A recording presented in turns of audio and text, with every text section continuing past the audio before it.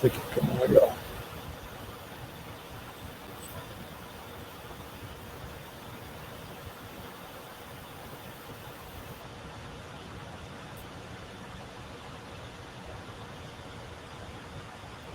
Eu acho que a gente já está ao vivo. Deixa eu confirmar aqui, é isso. A galera está chegando aí, a gente vai começar em ponto. Falta um minuto, a gente já está com o grande Panda aqui. É Antônio Gerente ou Antônio Gerente? Qual é a pronúncia correta aí, Panda? A pronúncia é Gerent. Olha só, nem eu sei falar isso, nem eu falo assim. Eu falo Gerent, que é mais fácil, mas a origem alemã diz que a pronúncia seria aqui, ó, na garganta, aqui, ó, Gerent. Putz, passei foi longe, cara. Foi muito bom, muito bom. Mas Panda resolve bem. Galera, olha aí, 9h10, certinho, a gente já está com o nosso palestrante querido aqui, pronto para presentear vocês com muito conhecimento. Vou apresentar o Panda, me permita essa honra, Panda. O Panda é engenheiro químico com especialização em engenharia de produção, Agile Expert na K21, organizador do Lean Coffee Blumenau, já trabalhou com Lean por 11 anos na indústria. Essa bagagem deve ser maravilhosa nos times, hein, Panda? Isso deve fazer uma diferença do tamanho do mundo. Foi já o coach no PagSeguro, né, com foco na agilidade organizacional, times, pessoas, organização e na promoção de inovação da empresa. Um cara fantástico, você precisa conhecer o Panda presencialmente, ele é cheio de histórias, cheio de conhecimento, então vocês estão com a pessoa certa para se divertir hoje à noite. Panda, o palco é teu, meu amigo, uma grande honra ter você aqui, obrigado, viu? Valeu, Alexandre, obrigado pelo convite, e todo mundo do Agile in the Jungle, cheio de gente querida no evento também, então é um prazer estar aqui, eu me sinto muito em casa, obrigado pelo convite. E aí, gente, tudo bem com vocês? Vocês estão bem? Vou começar a palestra com a licença de vocês de trazer talvez uma coisa fora do dia a dia de agilidade, mas espero que tenha um impacto muito positivo para vocês, tá? Eu trouxe uma proposta aqui que eu já vou contar para vocês, mas antes de tudo, olha só. Todas as referências estão nesse link aqui. Inclusive, eu vou mandar o link para vocês ali no chat. Então, não se preocupem com as referências, em anotar e tudo mais. Vai estar tudo aqui nesse Notepad. As informações estão todas lá, meus contatos estão lá. Então, aqui, ó, já antecipa a calma dessa ansiedade. É só usar esse link que está tudo por lá, beleza? Inclusive das ilustrações que eu uso na apresentação. A referência de quem fez as ilustrações, o site onde pega, está tudo por lá, beleza? Vamos lá, eu quero fazer um convite para vocês. Eu gostaria de convidar vocês para escrever uma história comigo nessa palestra. E quando eu digo escrever, às vezes eu falo literalmente mesmo. Se você tiver uma folha de papel, uma caneta, e quiser construir essa história, se você gosta de rabiscar, de fazer sketch, desenhar, desenhe essa história comigo, para que a gente possa construir isso juntos. Eu gostaria de ir nessa história, evoluindo ela com vocês. E essa história tem uma personagem principal que é você mesmo, e você mesmo.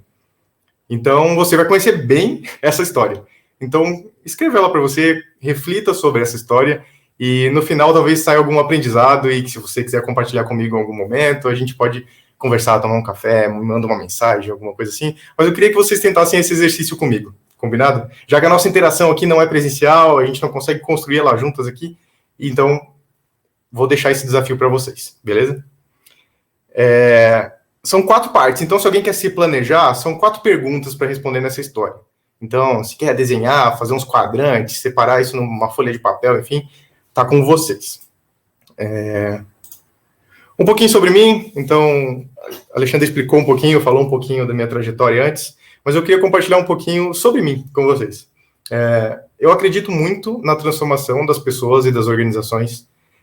Eu acredito que o meu propósito está muito vinculado com isso e eu pretendo seguir o restante da minha carreira alinhado com esse propósito de transformar a vida das pessoas e das organizações. Quando eu falo organização, eu não falo só de empresa, sabe? Qualquer grupo de pessoas organizado, para mim, já é o suficiente para motivar nesse movimento de organizações. Eu busco muito desenvolvimento sobre inteligência emocional, é uma coisa que eu acho muito importante para esse momento, tanto da minha vida como do nosso mundo. Eu estou buscando também dar muito mais voz para a minha intuição. Eu me via sempre como uma pessoa muito racional e estou tentando dar um pouco mais de voz na questão da intuição. Eu tenho muito medo de mudança. Mudança é uma coisa muito difícil para mim. E eu acredito muito na inteligência coletiva e nas comunidades. Com isso tudo, gostaria de dizer para vocês também que eu sou um homem branco, tenho 33 anos, sou casado, sou judoca, sou catarinense, sou cristão e sou muito curioso. Eu sei que algumas das palavras que eu uso para me descrever aqui podem ter um conceito um pouco conturbado, né, nesse momento atual, na vida atual do mundo, mas para mim o que define o meu princípio de vida e o meu valor principal é o amor. Então tudo que tiver ao redor do amor pode contar que faz parte dos meus valores e é o que eu estou envolvido.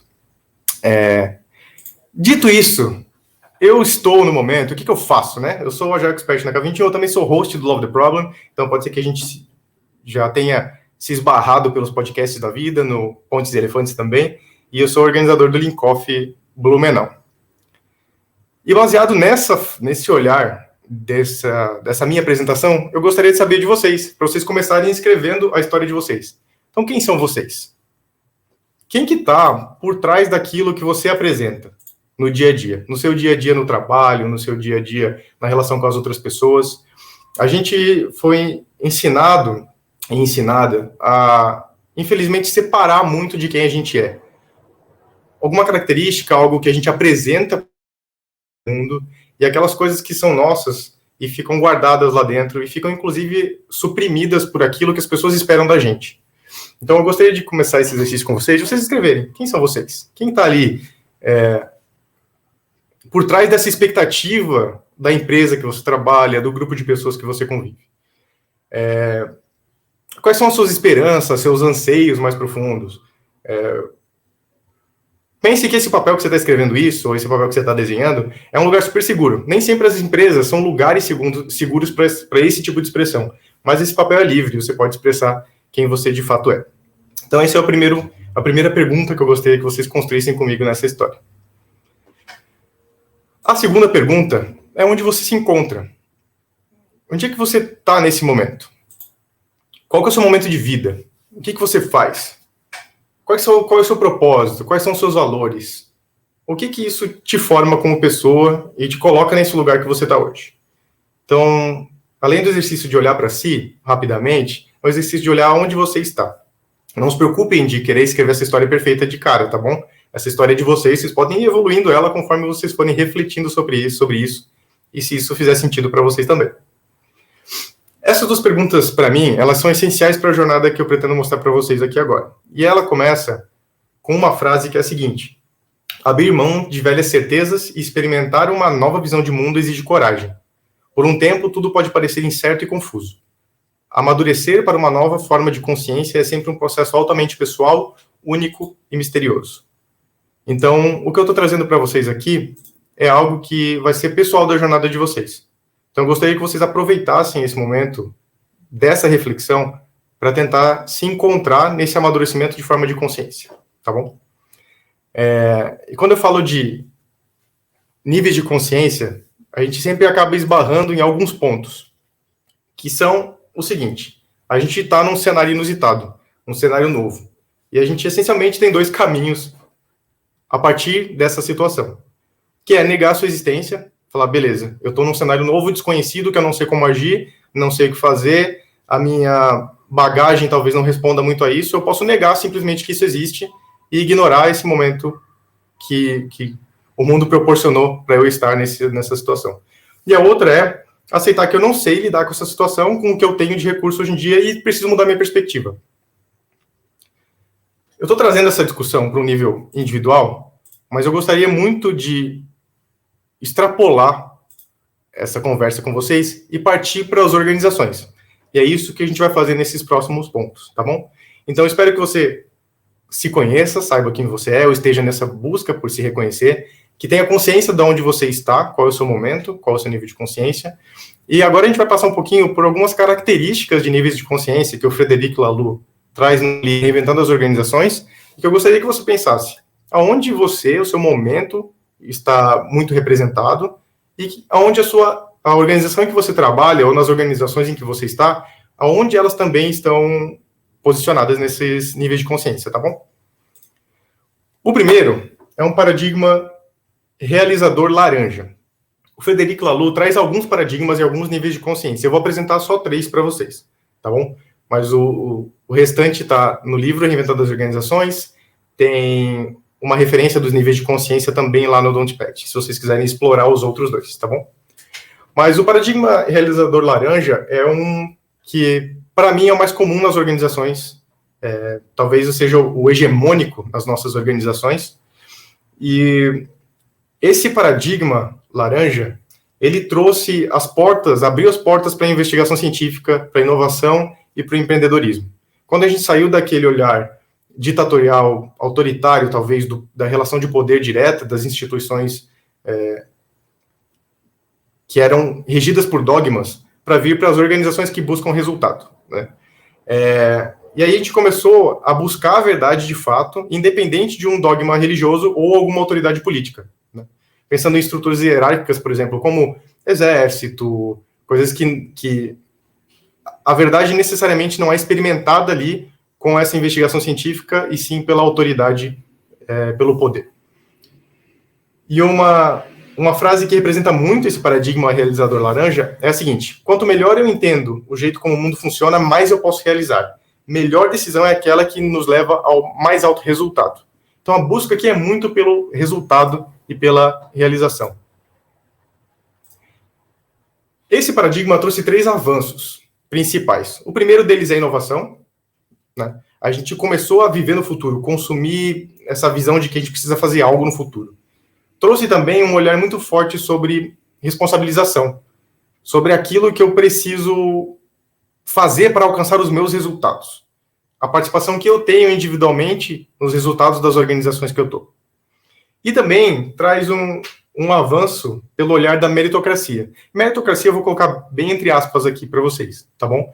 Que meritocracia, não que a meritocracia de fato seja algo que funcione e seja realista no nosso dia a dia, mas num olhar muito mais da mobilidade profissional.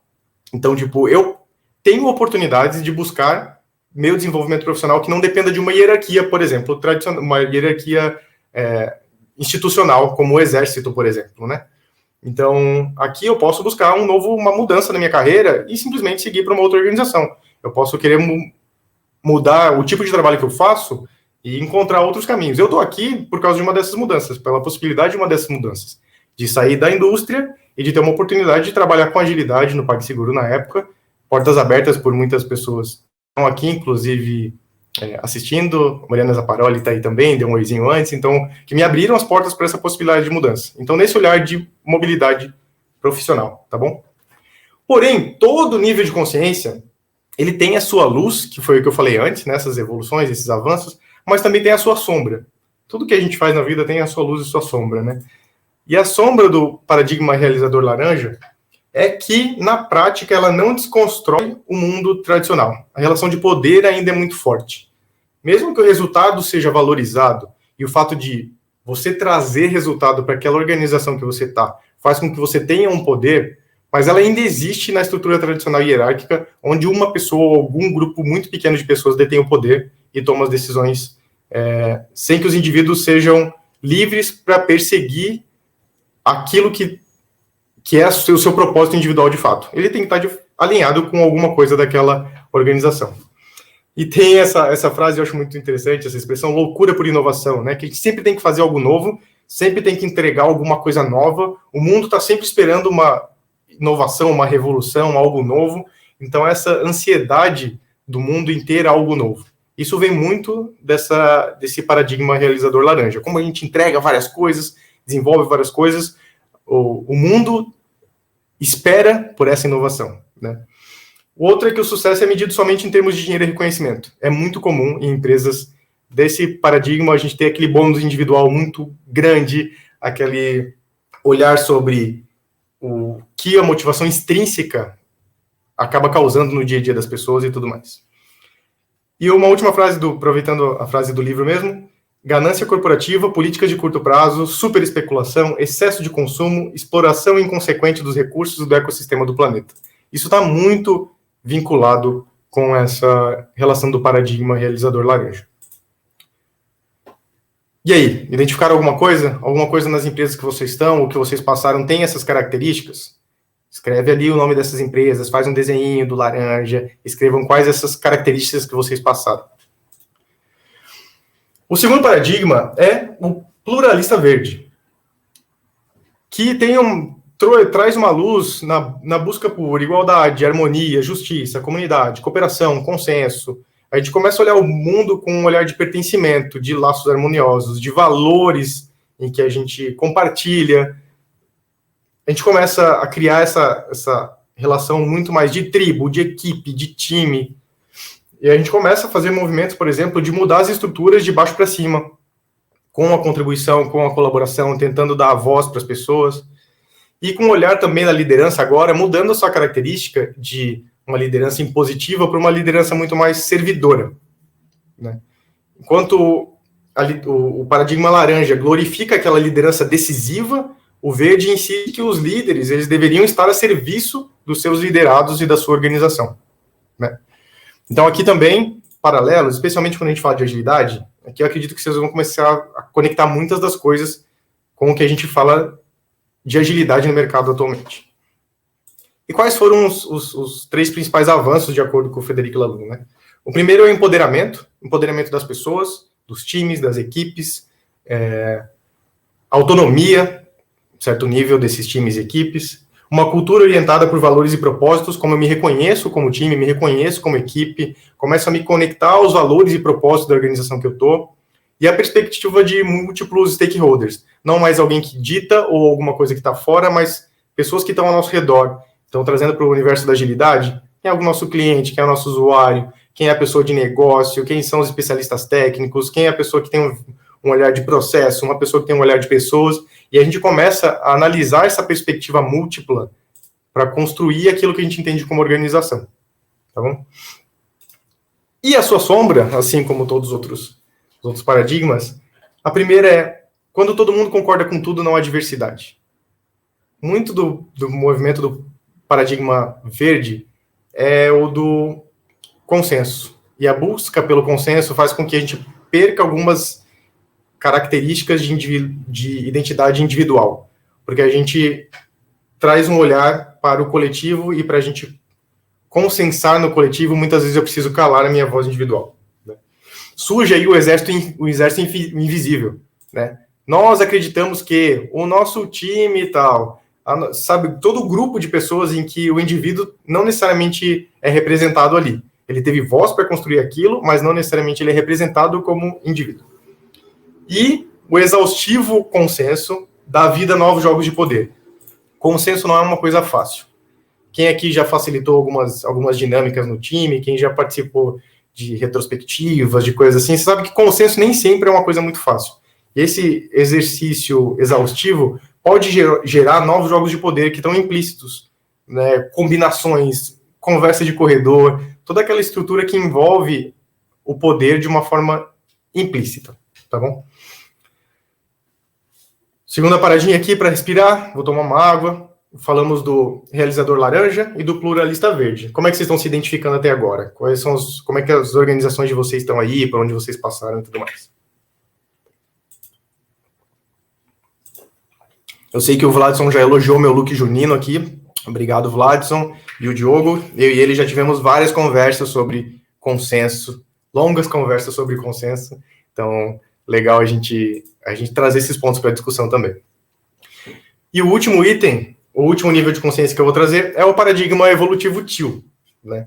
Onde a gente começa a dar um novo lugar para o ego. Aquele exercício que eu fiz lá no começo para falar da nossa individualidade, o ego começa a ser não mais uma coisa que eu escondo, uma coisa que é reflexo daquilo que me cobram, daquela expectativa sobre mim, expectativa de como eu devo reagir, me comportar, para algo do tipo, beleza, eu reconheço a minha individualidade, eu tenho o meu propósito e eu estou fundido com o meu próprio ego. Eu tomo decisões fundamentadas naquilo que, de fato, eu sou, né? Eu aceito quem eu sou. Eu trago esse olhar para o ego e ele não é mais a necessidade de estar armado. Sabe quando vai para reunião? Vocês já devem ter passado por isso. A gente vai para uma reunião e as pessoas querem ter a última palavra, querem ter a resposta. Então, a galera vai armada para a reunião. E quando a gente fala de estar fundido com o ego, eu pegar essas armas, que eu sei que eu tenho e que acabo usando delas, estar consciente delas e deixá-las de lado. e falar, tudo bem, vocês estarem aqui, isso aqui é uma reação para algo que eu estou sendo cobrado, aquilo que eu me cobro, e eu vou tentar me colocar presente aqui nesse momento. A outra é sobre o propósito mais que o lucro, crescimento ou participação de mercado, sendo uma diretriz da tomada de decisão organizacional. Muitas empresas falam disso, né, que são guiadas por propósito, mas muitas delas, no fim do dia, elas estão em busca do resultado. Então, esse novo paradigma, ele traz essa mudança muito forte de quem é a sua organização no final do dia. Ela é realmente guiada por propósito? As decisões são tomadas guiadas por propósito? Ou, no fim das contas, a gente só quer saber do resultado? E o último item desse paradigma o principal objetivo não é ser bem-sucedido ou amado, mas nos tornarmos a mais verdadeira expressão de nós mesmos. Seja da gente como indivíduos ou das organizações, tá bom? Falando um pouquinho mais sobre o ego, muitas corporativas atuais, elas são eventualmente atribuídas a esses comportamentos que nascem nos egos apavorados. Por exemplo, politicagem, regra, burocracia, processos, reuniões sem fim, essas coisas, ideias ilusórias, falta de autenticidade, tudo isso, infelizmente, é essa supressão do ego e a não expressão da nossa individualidade. Quais foram os avanços que surgiram, então, com essa consciência do paradigma evolutivo TIL? Para mim, a principal delas é a integralidade. É algo que eu tenho vivido muito e que tem mudado a minha perspectiva sobre o trabalho, que eu sou eu mesmo. E eu tento trazer o máximo possível de quem eu sou para cá. Eu tento usar o mínimo possível de máscaras para ser quem eu sou naquele ambiente que eu estou. O outro são práticas de autogestão. É a gente tirar essa estrutura hierárquica que tem a relação de poder na sua hierarquia para uma distribuição mais horizontal. Em como fazer isso em alguns níveis de autonomia. Que se você estiver começando, se estiver nesse universo, dentro do time já é um bom caminho para isso. Como o time, de fato, pode ser autogerido? Como ele pode tomar suas próprias decisões? Como ele pode seguir com aquilo que não tem influência de um poder hierárquico ao redor?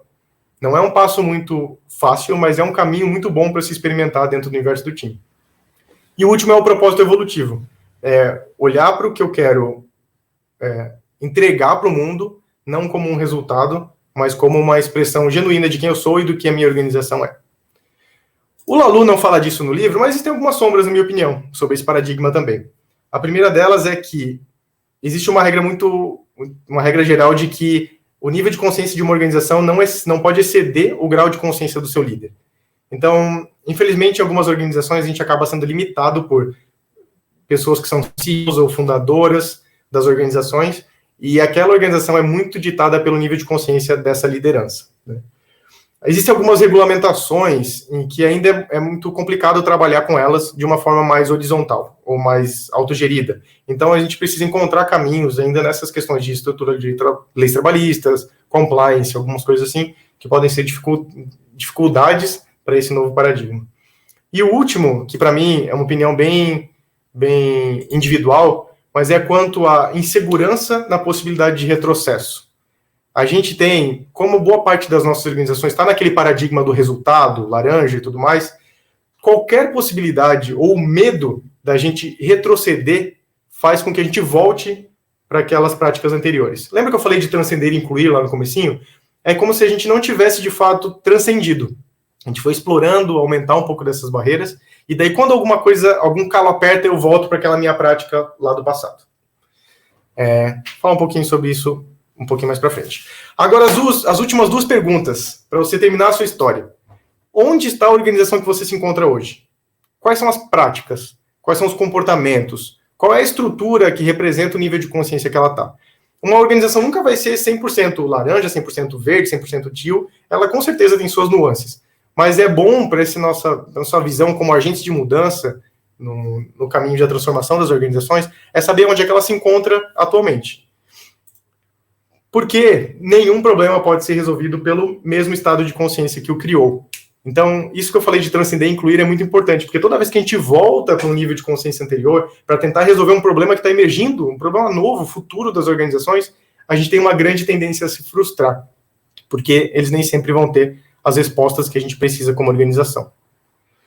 Tá bom, Panda, beleza, mas então significa que toda organização precisa ser TIL, esse é o caminho certo, então esse é o futuro das organizações. Bom, vou trazer uma frase que está no próprio livro. Qualquer nível de desenvolvimento está bom. A questão é se esse nível de desenvolvimento está adequado à tarefa que temos nas mãos. Então, não significa que toda organização precisa ser TIL. Mas pensa nos desafios que essa organização está enfrentando. Qual nível de consciência está mais próximo de resolver essas questões? E o último ponto da sua história. Então, eu perguntei quem você é, aonde você está no seu momento pessoal, aonde a organização que você trabalha está. Agora, a última pergunta é, o que eu posso fazer a respeito disso? O que nós, como agentes de mudança, podemos fazer para conseguir levar as nossas organizações para um paradigma diferente? Como é que a gente pode se desvencilhar desses paradigmas do passado? Então, aqui eu tenho algumas sugestões para vocês. Uma delas é acolhimento e autoconhecimento. Colocar você, olhar para dentro de você, se reconhecer e entender o que você precisa evoluir e aonde você está. Outra é olhar para os propósitos das organizações. Esse propósito, de fato, se alinha com o meu propósito individual? Esse propósito está sendo utilizado no dia a dia, nas decisões, na tomada de decisão? Uma terceira sugestão é usar de algumas práticas de autogestão. Então, se existe alguma forma da gente distribuir o poder que está implícito, tornar o poder explícito, usar de algumas práticas na contratação, no dia a dia da evolução do trabalho, no processo de reconhecimento das pessoas, enfim, tentar encontrar algumas práticas de autogestão. A outra é ter a estratégia de transformação bem entendida. Se eu estou nesse momento de transformação da organização que eu estou, qual que é a estratégia dela de fato, será? É só trazer resultado? Então, estou querendo me tornar uma empresa laranja melhor? Tudo bem. Então, que seja uma empresa laranja melhor. Não necessariamente o caminho é levar essa organização para uma organização evolutiva, por exemplo. Mas, se o caminho for mudar o paradigma, aí sim, traçar estratégias de transformação mais ligadas a essa mudança. A última é constantemente se questionar sobre o propósito do que a gente está fazendo. Por que eu estou fazendo o que eu faço? Qual é o objetivo do caminho disso que a gente está fazendo, dessa transformação que a gente está propondo? É um caminho muito importante para reflexão. E o último, para mim, é semear. Porque isso é uma caminhada, é uma jornada. Inclusive, a alegoria que usa para as organizações evolutivas TIL são ecossistemas. Então, pensa que um ecossistema ele não se desenvolve de uma hora para outra. Ele não é igual um relógio, que é a metáfora do paradigma laranja, que é uma máquina cheia de engrenagens, onde a gente sabe o que cada engrenagem faz. Num paradigma evolutivo TIL, a gente precisa semear. Semear e semear, e algumas dessas coisas vão levar tempo para se desenvolver e para evoluir, tá bom?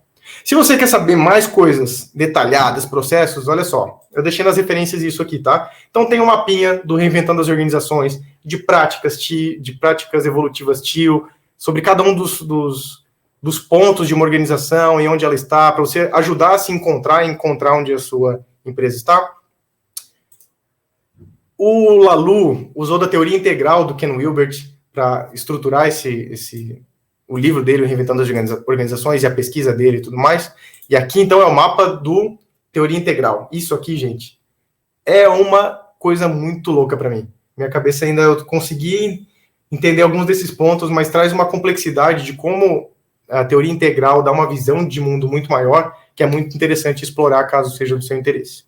Se você quiser conhecer um pouquinho mais detalhadamente, algumas sugestões aqui de livro. Então, o Reinventando as Organizações, do Frederic Laloux, onde basicamente toda essa palestra é baseada nesse conteúdo. O livro A Visão Integral, do Ken Wilber, e o Teoria U, do Otto Scharmer, também é uma boa referência para você explorar um pouco mais disso. E se você gosta de ouvir, então temos aqui Pontes e Elefantes. Na primeira temporada a gente fala do livro Reinventando as Organizações, e na segunda temporada que a gente está gravando, a gente fala sobre o livro Teoria U. E no Love the Problem, tem lá ali o Insta do nosso podcast, Love the Problem, @LoveTheProblem. Lá tem alguns episódios específicos sobre o Reinventando as Organizações e níveis de consciência. Eu deixei nas referências do Don'tpad, estão o link direto para esses episódios. Então, bora explorar um pouco disso pelos podcasts também. E para finalizar, muito obrigado por me ouvirem nesse papo maluco, nessa jornada. Espero que vocês tenham escrito ou feito esse exercício de entender como está a sua história. Se você quiser compartilhar comigo em algum momento, quiser conversar, me procura nas redes sociais. Meus contatos estão lá no Don'tpad também. E vamos conversar sobre essas histórias, entender esses passos e os caminhos que você pode seguir com eles.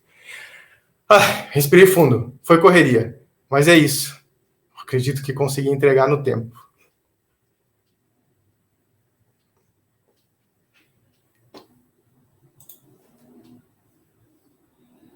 Eu não te ouço, Alexandre. Não sei se sou eu. Ah, Agora. sou eu. Olha só, a gente tem tempo para umas duas perguntinhas aqui.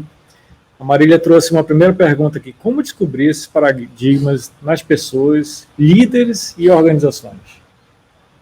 Como é que você... Marília, tem essa referência do mapa lá do Reinventando as Organizações que vai te dar algumas características interessantes para você explorar.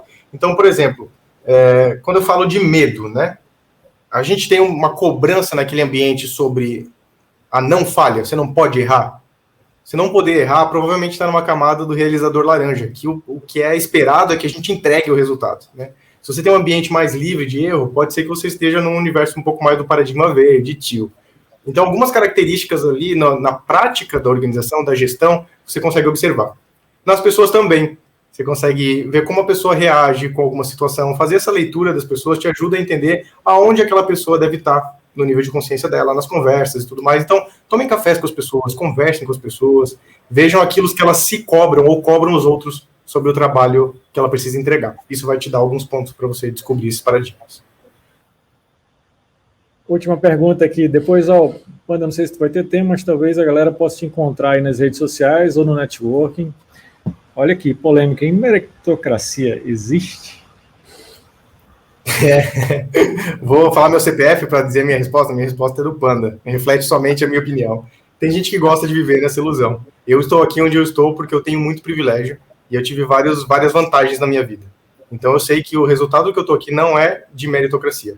É resultado de toda uma estrutura que me dá privilégios e que eu aproveitei das oportunidades que a vida colocou à minha frente, mas sim cercada de muito privilégio e de pouca meritocracia. E eu vou estar assim lá no networking. Eu vou estar lá, vamos conversar. Olha aí, tem mais pergunta na fila aqui, não deu tempo, mas a galera pode levar lá no networking. Inclusive, queria te agradecer, meu amigo, por esse seu tempo aqui, compartilhar com a galera aqui do Agile in the Jungle. Foi um grande prazer, uma grande honra ter você aqui. Espero encontrá-lo mais uma vez nos eventos presenciais, logo.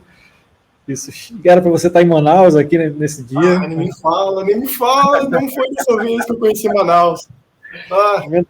Comendo tambaqui, mas fica para a próxima, a gente tem certeza que vai dar certo. Panda, obrigado. Grande abraço, meu amigo. Obrigado, gente. Galera, a gente volta daqui a 9 minutinhos. Já vou deixar gostinho de quero mais aqui para que vocês já se preparem para a próxima palestra, que ela está imperdível. Vou deixar aqui. Olha aí, meu contador não deu certo aqui. Deixa eu voltar aqui. Agora deu. A gente volta daqui a alguns minutos com o Juliano, que tem histórias incríveis para contar para a gente. Não percam. Espero vocês daqui a pouco. Aproveita e vai lá no networking. Troca experiência com o Panda, que vai chegar lá e conversar com todo mundo. Aproveita esse momento. Até daqui a pouco.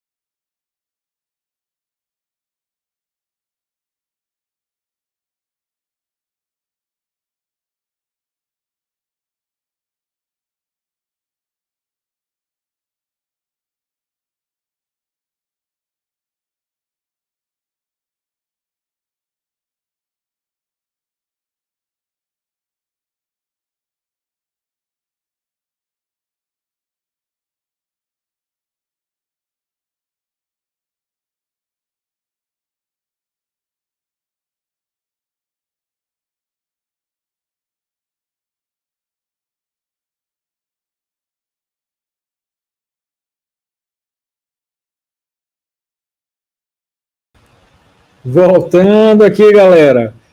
Deixa eu te apresentar o Juliano. E olha, eu faço questão de ler a apresentação do Juliano porque ela é tão bonita. Presta atenção, presta atenção.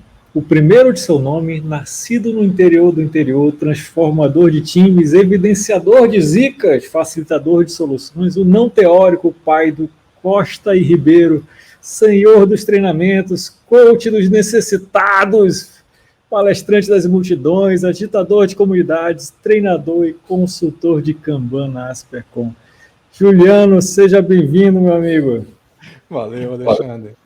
Cara, deu trabalho para montar essa aí, viu, cara? Nossa, olha isso aqui. Dá para ter que colocar na parede. Ao longo da vida aí. Acaba que a gente vai juntando os títulos, quando vê, dá um textão de Facebook, é uma coisa louca. Dá para colocar na parede. Juliano, bem-vindo.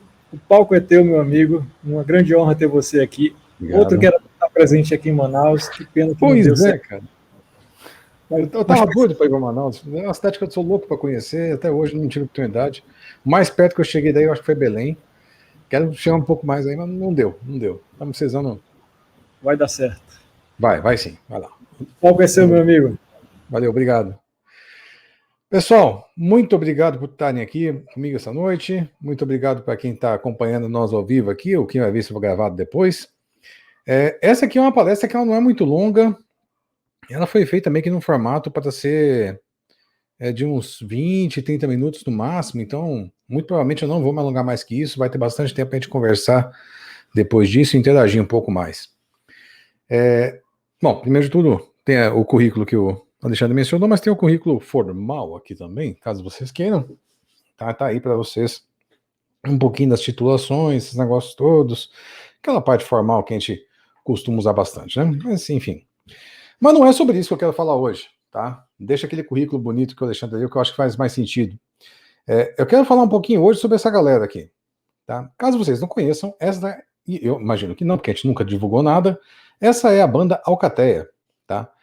Meu amigo Marcelo ali no baixo, a Débora nos vocais, o Douglas, maestro Douglas na batera, e eu na guitarra, tentando fazer o melhor que eu posso ali nesses muitos anos. Porém, eu não me defino como guitarrista. Você pode ver que naqueles títulos todos que o Alexandre leu, não tem o título de guitarrista no meio. Tá? Teve um monte de outros títulos, mas guitarrista não. Por quê? Sou estudante. Tá? Eu estudo guitarra.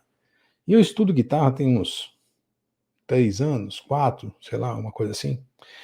Só que nesses anos eu fui começando a fazer algumas correlações, e eu quero falar um pouquinho dessas correlações hoje.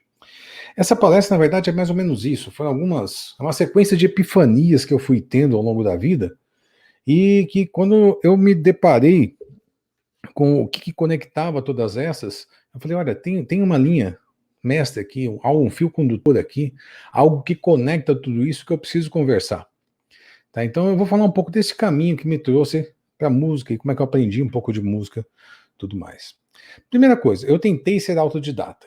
Tá? Com programação eu consegui ser. Tá? Eu consegui aprender a programar muito rapidamente.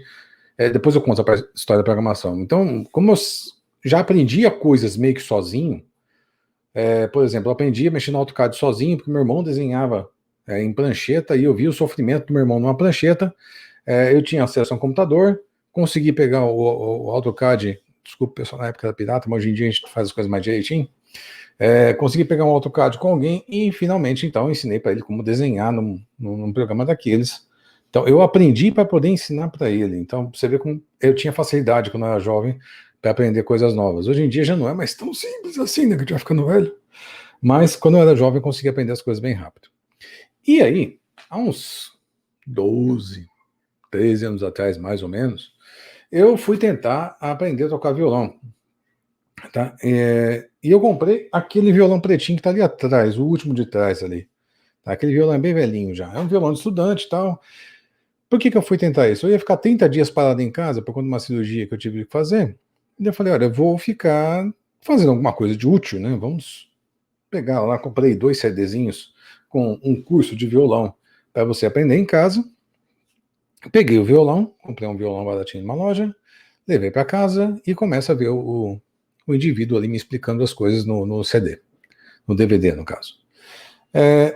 E, assim, gente, só para lembrar, uns 3 anos atrás não tinha tanto curso de violão no YouTube, tá? Eu acho que eu devia ter o YouTube, mas não tinha tanta oferta de conteúdo mais de qualidade, assim, ou grandes grupos que faziam bons conteúdos, enfim. Alexandre, eu não estou me ligado no tempo aqui, tá? Então, qualquer coisa me corte, tá bem? Mas vamos lá. Quando eu comecei a observar aqueles DVDs, o rapaz lá, ele falava, olha, é muito simples, você coloca o dedo 1 na corda 3, na casa 2, tá, o dedo 2, na casa... E aquilo começou a dar um nó nos meus dedos, eu não conseguia enxergar as coisas direito. De repente, isso aqui é um ré. Eu falei, não é. Eu falei, querido, isso não é não, isso não é ré, nem primeira, não vai dar para frente nem para trás. Eu sei que a experiência foi horrorosa, tá? Eu não consegui ser autodidata em violão, e acabou que eu precisei, então, buscar um professor. Tá? E nessa de buscar um professor, eu busquei o primeiro professor que encontrei. E só que assim, né, o autodidata não acaba aí, né? Na verdade, desculpa. Alguns anos depois do DVD, eu peguei um aplicativo. Esse aplicativo me ajudou bastante. Tá? Caso vocês queiram saber, o nome dele é Musician. Tá? Eu acho que vem uma brincadeira com Musician, mas dizendo que você pode ser um músico. E esse aplicativozinho me ajudou bastante ali no começo. Eu consegui até o nível 3, mas chegou num determinado ponto, eu fiquei com dificuldade de avançar além dali. Porque alguns acordes eu conseguia fazer, algumas coisas eu conseguia fazer, já identificava as cordas, algumas notas e tudo mais, mas a coisa não estava evoluindo, sabe? Chegou um ponto que eu falei, cara, eu preciso de ajuda, eu preciso de ajuda de alguém. Foi quando eu busquei o meu primeiro professor. E esse primeiro professor, eu cheguei para ele e falei, querido, vamos lá, me ajuda aqui, eu quero aprender, eu sei alguma coisinha de nada, mas eu quero aprender. E eu achava que eu sabia alguma coisa, afinal de contas eu estava no nível 3 do aplicativo, 3 de 10, pô, gamificado, eu estava com esperança de que eu sabia alguma coisa. Aí ele falou, mostra que você sabe. Aí eu peguei e mostrei, ele falou, legal, já que você chegou para mim analfabeto, eu vou fazer o seguinte, eu vou te ensinar primeiro as letras, tá? E depois que eu te ensinar as letras, nós vamos formar palavras. Depois que nós formamos palavras ali, nós vamos fazer algumas frases simples, com as frases vamos formar pequenos textos. Os textos vão fazer algumas pequenas estrofes, e depois que a gente conseguir montar um poema completo, a gente começa a fazer algumas coisas interessantes.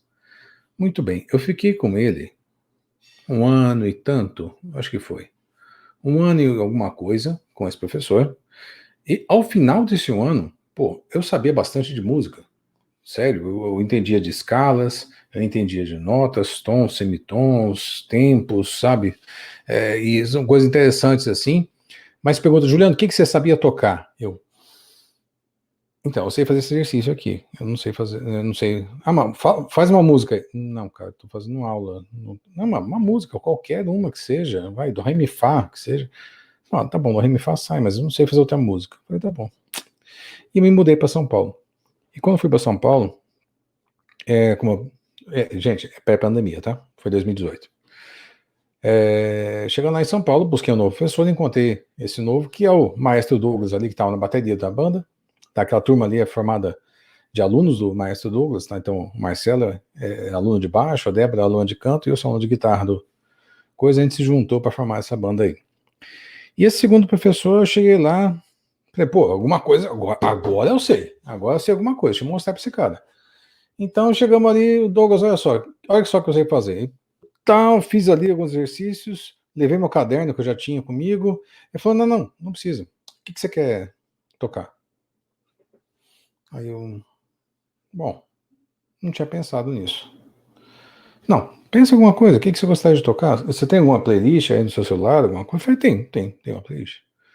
Bom, escolhe uma aí pra gente ver mais ou menos o estilo que você gosta e tal. E tá bom. E eu comecei, então, olhei minha playlist do Spotify, falei, olha, vamos nessa aqui? Falei, beleza, essa aqui eu consigo tirar pra ti assim, vamos lá. Aí ele pegou ali em alguns minutos, montou alguns acordes, alguma coisa, e ao final daquela aula 1, claro que eu não saí tocando, mas eu já tinha entendido o mecanismo de fazer aquela música. Eu precisava praticar, obviamente, muito, mas eu já tinha entendido o mecanismo. Falei, olha, dá para fazer. Então, assim, eu posso não ter feito grandes avanços, mas com uma aula eu sabia tocar uma música. Já entendi como é que funcionava para tocar uma música. Eu ia precisar revisitar isso mais algumas aulas, obviamente, para corrigir postura, corrigir posição de dedo e tudo mais. Até hoje ainda faço isso. mas alguma coisa já tinha saído. Eu falei, olha só que interessante. E foi então que eu me lembrei que... Eu quero que vocês guardem essa parte aqui, tá? Guarda que ele partiu de uma coisa que eu queria, mais do que construir uma base para chegar em algum lugar. Guarda essa frase que a gente vai usá-la depois. Isso vem muito de encontro com o que essa pesquisadora americana aqui, ela traz nos seus treinamentos. Tem um bom tempo ali da minha vida profissional, que aqui, vamos lá, música, eu não ganho um centavo com isso, na verdade gasto muito. Comprei um pedal novo esses dias também aqui, que Deus me livre. Enfim, não vamos nem chorar as pitangas aqui não, que senão se eu contar minha história pro carroceiro, até o burro chora, então não vamos fazer isso não. Mas voltando, teve algum tempo da minha vida profissional que eu estava tentando me tornar um treinador profissional. Tá? Alguém que dava aulas, treinamentos e tudo mais. Já tem muitos anos que eu venho atrás deste sonho e há pouco eu consegui realmente finalizá-lo. Mas nesse estudo todo, eu já dou aula assim desde sempre, também é que viver de aula não estava sendo ainda fácil. Tá? Eu dou aula desde, sei lá, meus 15 anos, 16 anos, dou aula de programação, de desenho, de muitas outras coisas. E acabou que eu já meio que natural, vim de uma família de professores, então quando eu vi o keynote hoje do Rodrigo ali no começo, falei, pô, que legal, estamos juntos aqui, um grupo de professores todos aqui tentando fazer as coisas, as pessoas aprendendo um pouco mais. E nesse período eu estudei um pouco do trabalho da senhora, tá? Achei ela boa, tá? Eu não tive a oportunidade de fazer o curso com ela ainda, tá? Nem sei se terá, acho que ela já aposentou, mas ela escreveu esse livro chamado Training from the Back of the Room, tá? A ideia básica é tirar o professor como protagonista do ensino e trazer o aluno como protagonista do ensino. Por quê? Porque, no fim das contas, os adultos, tá? São pessoas, vamos dizer assim, com características diferentes de uma criança, se isso não fosse óbvio, né? Vamos lá. Mas um adulto, ele tem necessidades diferentes, ele tem preocupações diferentes, além de tudo, ele tem algumas responsabilidades diferentes que uma criança não possui. Tá? Além do que, a criança, às vezes, não tem em si própria um problema a ser resolvido. Tá? Você está colocando conteúdos para ela que vão servir de base, que não servem para aquele momento da vida dela, mas servem para o momento futuro. Então, todas as linhas de pensamento que são montadas hoje para crianças são feitas dessa forma. Você pega, sei lá, Piaget, você pega qualquer um desses caras e coloca, olha, vamos construir uma base para fazer com que as crianças aprendam, sabe? Vygotsky, os pensadores também do ensino, você vai ver que todos eles vão nessa linha, sabe? De construir uma base para fazer com que as crianças aprendam. Que pode ser uma base que vai construindo algo, outras que vão, a partir, entendendo a criança como uma tábua rasa, que deve ser preenchida com conteúdo, outros que entendem que, não, ele já sabe alguma coisa, vamos só acrescentar novos conteúdos e construir, e a partir do que ele trouxer, a gente vai... Entende? Enfim, cada um tem uma maneira de fazer, mas todos partem do pressuposto que a criança não tem uma necessidade em si própria. Ela está sendo preparada para o futuro. Já o trabalho da Sharon, ele passa por uma outra prisma, vamos dizer assim, um outro prisma diferente, que seria as pessoas têm necessidades, elas têm problemas a serem resolvidos, elas têm alguma vontade que às vezes está ali para aprender aquela coisa. Depois que você passou do ensino básico, você só está na educação ali, na vida adulta, por vontade própria. Ninguém está te obrigando. Sério, alguém com mais de 22, 23 anos estaria estudando algo porque não quer? Eu acho bem pouco provável, tá? Bem pouco provável mesmo. As pessoas, a partir da vida adulta, gente, sinceramente, você estuda porque você quer aprender, você quer evoluir, você quer resolver algum problema seu. E aí que entra esse primeiro C que a Sharon coloca, que é o da conexão. Tá? Então, os 4 Cs aqui dela falam dessas 4 coisas. O primeiro fala sobre conexão. A conexão é o quê? O que me conecta ao tema? O que me conecta ao assunto? O que faz eu me interessar por aquele assunto que você está me explicando? O que faria com que eu parasse aqui por 10, 20, 30 minutos e ficasse escutando o que você tem para me dizer? Então essa primeira parte é a conexão. Qual problema o seu pedaço de conteúdo que você está me oferecendo agora resolve? Depois disso você passa para o segundo, que é o conceito, e aí sim você explica alguma coisa que resolve aquele problema, que traz uma solução para essa dificuldade que esse ser humano está passando. E você passa pelo terceiro C, que no inglês é concrete practice, né, mas aqui fica a prática concreta, que seria, olha, como é que eu faço para colocar isso em prática? Porque vamos lá, não adianta nada você falar que, olha, eu entendo a sua dor, eu sei o seu problema, olha aqui o conceito que resolve, se eu não sei colocar esse negócio na real. Eu preciso trazer isso para a realidade da minha vida, na realidade dos meus fatos e tudo mais. E, obviamente, eu preciso amarrar isso tudo no final para poder fazer com que o aluno compreenda esses 3 passos anteriores que ele seguiu. Então, você tem a conexão, o conceito, a prática concreta e a conclusão. Tá? Isso, para mim, fez muito sentido quando eu vi, por exemplo, a questão da música. A questão da música foi muito interessante, por quê? Porque eu olhei para aquele negócio e falei, cara, eu tinha todos aqueles conceitos já entendidos, vamos dizer assim, mas eu não sabia aplicá-los. Por quê? Porque eu não tinha um problema, não tinha uma necessidade. Eu não sabia o que eu queria tocar ainda. Quando eu descobri o que eu queria tocar, e a pessoa direcionou o aprendizado para aquilo que eu queria tocar de fato, opa, as coisas passaram a fazer sentido.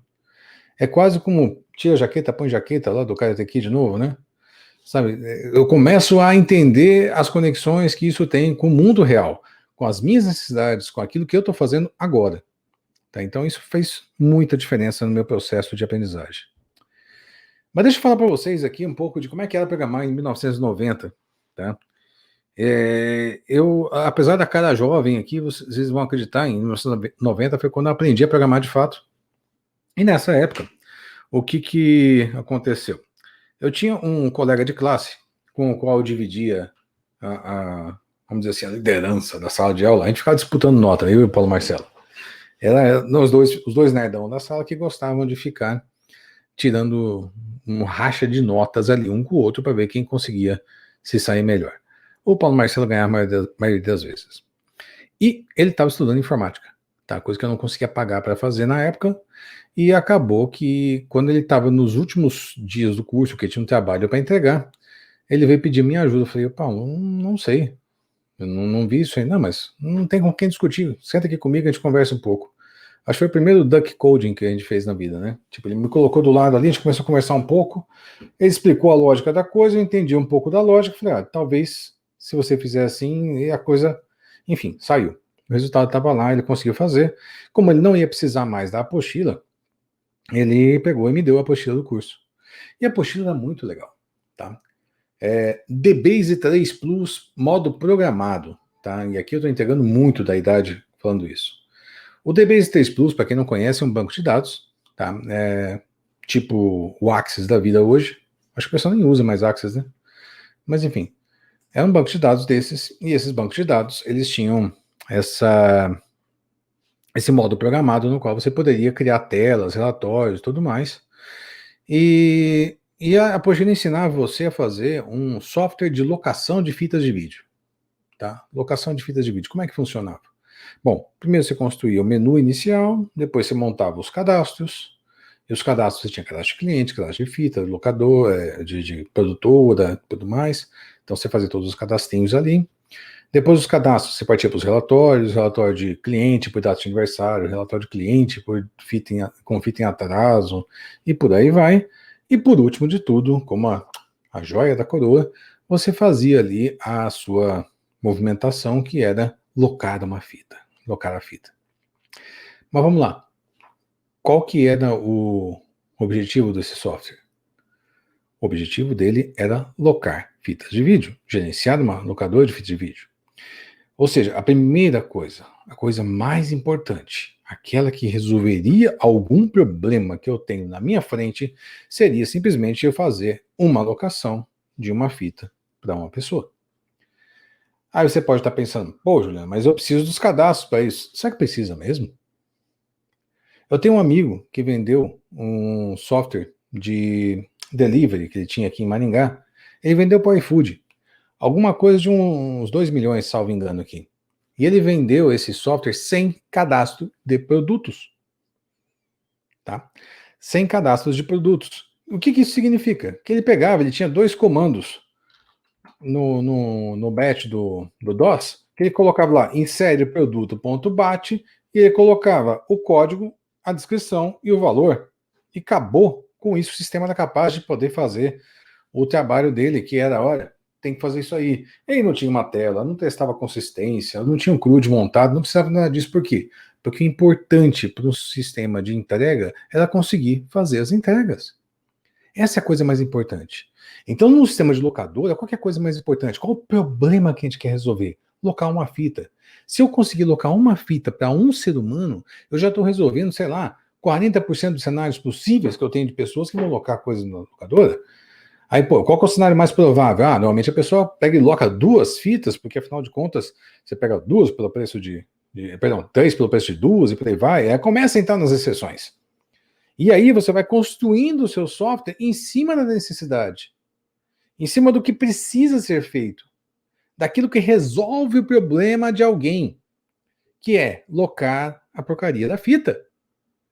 E hoje a gente tem um monte, mas um monte de software, que é uma bela de uma porcaria, simplesmente por quê? Porque as pessoas constroem uma baita de uma base, cadastros, estruturas de banco, um monte de coisinhas assim, até que chega num ponto e fala, pronto, agora nós podemos fazer aquilo que realmente importa. E o cliente passa meses esperando que você entregue alguma coisa de fato, quando de fato você vai entregar é quase nada. Pessoal, qual que é a conexão dessas coisas? Tá? O que conecta isso tudo? A necessidade. Tá? A pessoa que te contrata, seja você coach, seja você consultor, seja você Scrum Master, Agile Master, ou qualquer nome que é dado para o seu título hoje, para o seu papel, ela quando contrata você, ela está querendo ter uma solução. Tá? E é por isso que eu gosto tanto, por exemplo, dessa abordagem aqui do Kanban, que é o Static, que no passo 2 ele fala quais são as suas insatisfações em relação à entrega atual do serviço. Por quê? Porque ele não começa de um modelo pré-definido, e eu vou falar para vocês que não quero fazer propaganda do Kanban, mas eu gosto dessa abordagem por conta desse modelo específico. Eu já recusei, por exemplo, ofertas de trabalho que ofereciam modelos pré-definidos, eu falei, não quero isso. Então, por quê? Porque aqueles modelos pré-definidos, eles já são limitados por natureza. Qualquer modelo que tenha um formato montado de que, olha, você tem que ter uma reunião que começa aqui, que vai ali, e que faz isso, e faz assado, isso não é pragmatismo, não é solução de problemas, é vender uma coisa empacotada, é uma coisa pré-definida, algo que, sabe, não está pensando em qual que é a minha necessidade, qual que é a minha insatisfação, onde está me doendo agora. E a gente começa a tentar empurrar aspirina para quem não está com dor de cabeça. E sabe, as pessoas ficam ali com essa de toma aqui aspirina é bom, todo mundo está usando, acredite na ciência, porque aspirina é bom. Fala, cara, eu sei que aspirina é bom, mas eu não estou com dor de cabeça, querido. Sabe? E a pessoa fica insistindo nessa aspirina. Então eu não vejo por que nós vamos para modelos tão pré-formatados. Por quê? Porque eu tenho problemas para resolver. Eu tenho insatisfações para sanar. E esse é o grande ponto dessa conversa. A educação, gente, a educação formal, aquela educação de crianças, ela começa construindo uma base.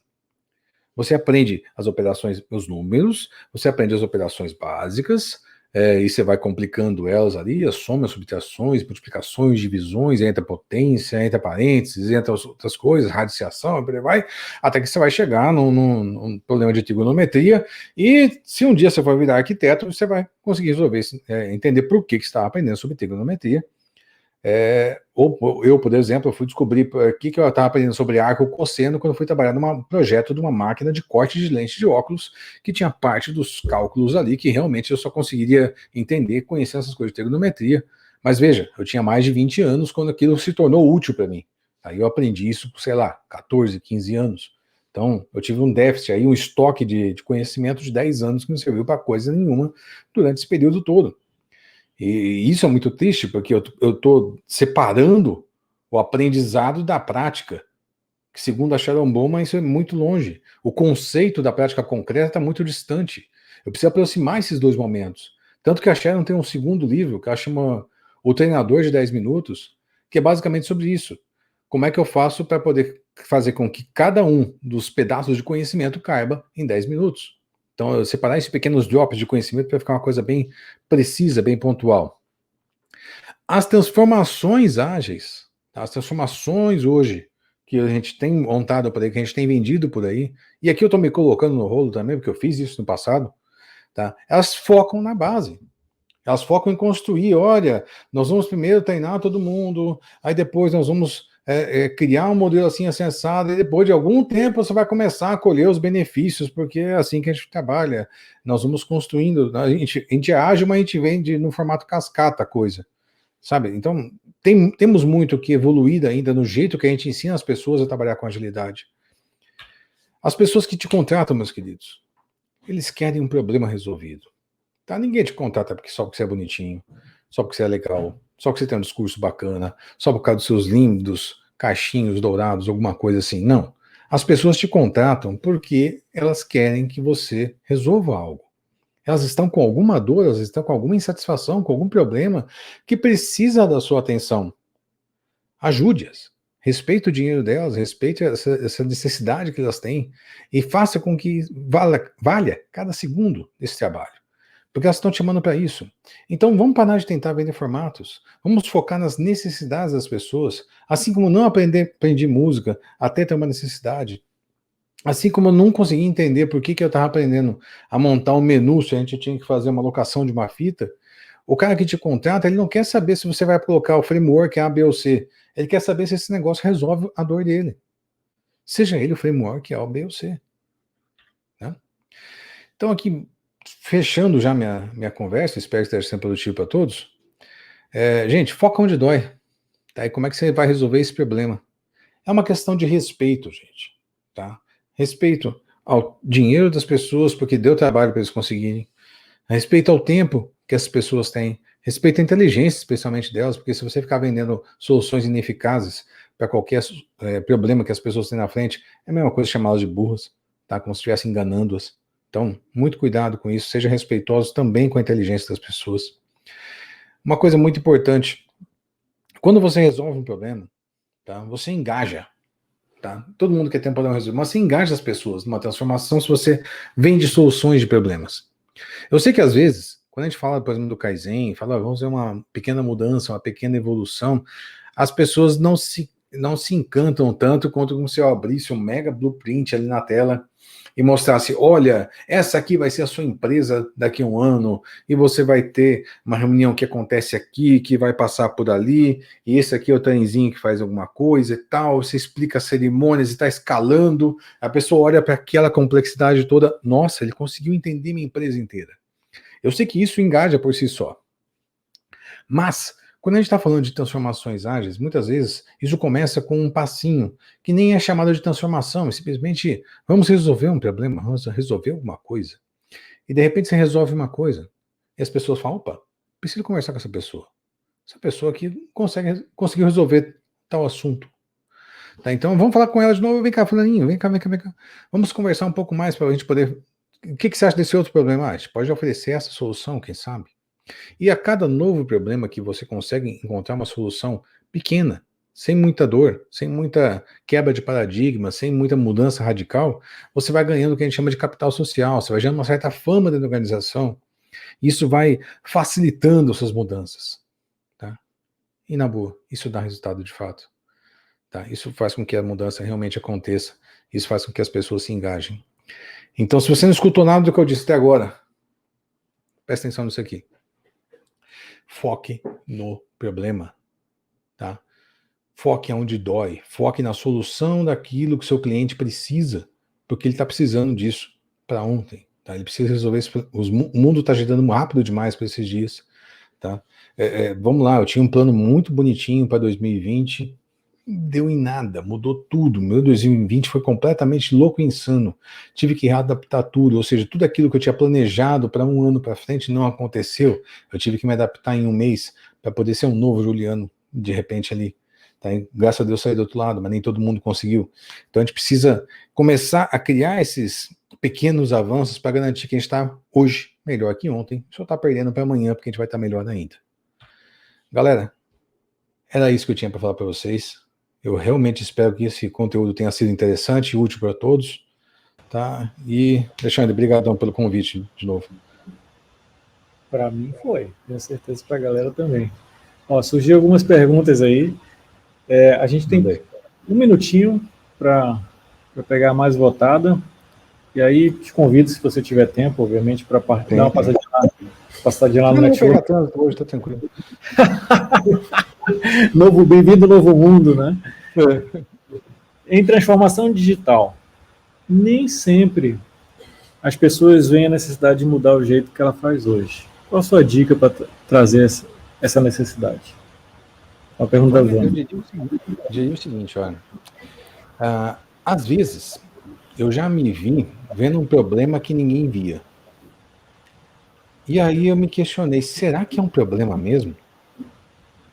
Porque vamos lá, uma das coisas que eu tentei falar aqui hoje é o seguinte, a gente focar num framework, focar num método, ou uma transformação que seja, pode ser por si só já um problema grave, sabe? De que, olha, eu estou tentando fazer uma transformação, tentando convencer as pessoas a ser ágil, e aí eu vou fazer uma pergunta aqui que vai soar como filosófica, mas será que elas precisam de agilidade mesmo? Ou será que talvez uma prática da agilidade que eu trouxesse já não faria alguma diferença para as pessoas? Sabe? Então, eu questiono, na verdade, a necessidade, né? Mas, se você enxerga um problema que talvez as pessoas não viram, uma coisa que eu diria é o seguinte, tangibilize o problema. Tá? Existem algumas estratégias que você pode usar para isso. Tem dois modelos que a gente costuma ensinar no treinamento de KCP, que é uma do Global Warming, né, no qual você vai criando, vamos dizer assim, um grupo em volta de um problema, para poder mostrar para as pessoas, olha, eu vou tentando angariar novas pessoas ali para poder, olha, você está vendo esse problema que eu estou vendo? Você está vendo essa necessidade que eu estou vendo? E vai trazendo um grupo, e formando um grupo coeso que vai fazer isso. Um outro modelo que também é ensinado é o Punctuation Point, que é você aproveitar um ponto de virada, um ponto de mudança, por exemplo, dentro da organização, para poder fazer encaixar junto a sua... Opa, empolguei. Encaixar junto a sua mudança. Então, por exemplo, chegou uma consultoria nova, já fiz isso no passado. Chegou uma consultoria nova e veio dar alguma coisa aqui na empresa. Legal, junto com isso, vamos colocar um tal de Scrum aqui junto, né? Que eu coloquei. Vamos colocar algumas práticas de XP junto com esse negócio aqui também. Sabe? Então, você pode se aproveitar de uma mudança que já está acontecendo para se infiltrar nela, ou você ir conquistando, vamos dizer assim, seguidores para sua causa, até que você consegue gerar uma massa crítica suficiente. Tá? Mas, assim, eu acho que é matador. Essas são algumas estratégias para lidar com isso, mas aqui eu diria mais forte tenta tangibilizar o problema, tenta validar se esse problema realmente existe, e a partir disso você usa essas estratégias que eu comentei. Excelente. Juliano, gratidão, meu amigo, pelo seu tempo, pela oportunidade de você compartilhar conhecimento conosco. Teus contatos você deixou aí, eu acabei tirando. Galera que quiser ter mais contatos aí com o Juliano. Se inscreve no canal aí, gente. Pronto. Eu acompanho, por sinal, o canal do Juliano, bem bacana. Recomendo. Muito obrigado, meu amigo. Espero te ver um dia aqui em Manaus. Opa, eu também. Comer um peixe assado juntos e coisa boa. Compartilhar a agilidade. Obrigado, gente. A gente vai entrar no... Juliano, você ia dizer alguma coisa? Acabei lhe interrompendo. Não. Eu só não sei como é que chega. Depois você me manda o link em algum lugar aqui. Vou mandar agora para você. A gente vai entrar 10 minutinhos para o network e a gente volta daqui 10 minutos para o encerramento, tá, galera? Aí a gente vai dar algumas orientações para amanhã e algumas coisas boas que vão acontecer. Juliano, eu vou mostrar agora aqui. Cadê? Deixa eu mandar para você aqui. Vou mandar no chat. A galera já está lá. Se você não está no hall do evento ainda, você vai lá no hall do evento, tem uma plaquinha lá, Networking. Mas para o Juliano eu vou mandar o link direto aqui, acho que o resto da galera já está antenado. Gente, obrigado, até daqui a pouco. Valeu, pessoal. Tchau, tchau.